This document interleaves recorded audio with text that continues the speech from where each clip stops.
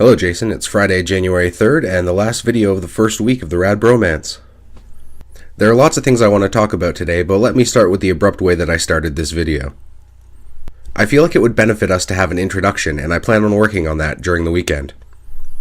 A short couple-second clip to start the videos off. I'll try to have it done by Monday, and I'll send it to you as soon as it's done so you can use it for your video on Monday. Speaking of your videos, I think this is a good opportunity to bring up the fact that many of your challenges are things that I can help you with. In fact, one of the best things about this project is that we can help each other achieve our goals rather than just motivating and keeping each other accountable. Specifically, there are two of your goals that I have a level of expertise in. By expertise, of course, I mean I've dabbled. Firstly, in high school, I was part of a number of bands, and I played bass in them. One of my bands got somewhat popular and had the opportunity to play at several shows. So if you need any tips or pointers, I can help you out. I mean, I don't have a bass anymore, but the concepts are pretty similar to guitar, and I have a couple of those. Also, throughout my illustrious career, I've worked in a number of kitchens, and so I've picked up a couple of dishes that I can cook. So if you want, I could teach you a couple of the things that I know how to make pretty well. And on that note, I think that maybe at the end of the project, we could make some sort of Rad Bromance cookbook as a memento. You know, something to look back on and say, hey, this is what we did. Moving on, I just wanted to briefly clarify my idea of having a side channel to do literary analysis and reviews of the books that I'm reading. The only reason I'm concerned is that I don't want to bog down this channel with too much of that kind of content. I mean, each video would probably just be 10 to 15 minutes of me picking apart concepts from the books I'm analyzing.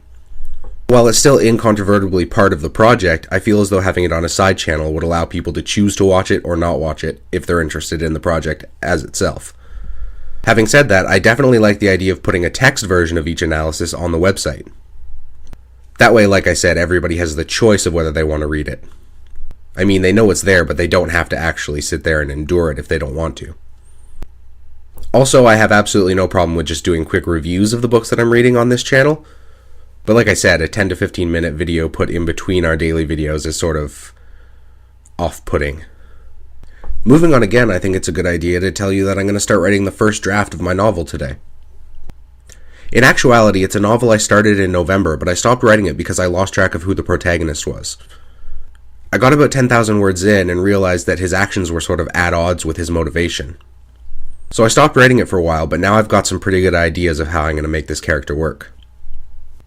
Now, obviously I don't want to give away too many details about the plot, but I will tell you that the basic outline is that it's a boy who goes for a walk and remembers places that are important to him as he passes by them. It's about the relationship between the past and the present. More specifically, about how we interpret the past to inform our present. What I will share with you is the unintended consequences of me reading Great Expectations. I found a perfect epigraph for my novel. In case you didn't know, an epigraph is a short quotation at the beginning of a novel. And the one I plan on using I found last night while I was reading. And it goes like this.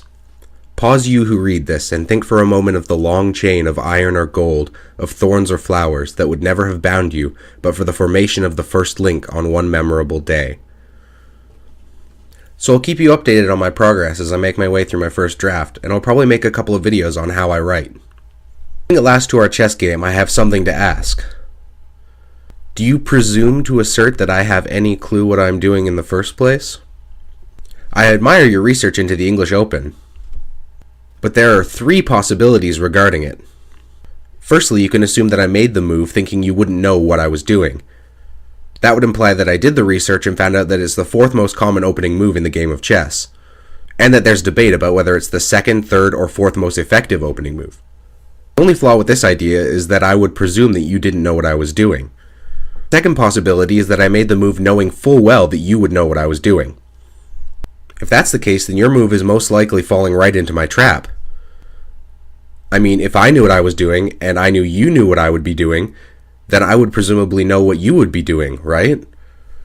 I think that made sense. The third possibility is that I have no clue whatsoever what I'm doing, and in that case, I think you're in danger because that means you're playing against chaos. Chess is a game about knowing what your opponent is going to do a few turns ahead of it. And if I don't know what I'm going to do, how are you going to know what I'm going to do? No matter which of the three options is true, I feel like this is going to turn out to be a very psychological game. The very nature of having to wait at least a day between each move is going to cause us to overthink so much of this. And so with that in mind, knight from h7 to f6. and I'll see you on Monday.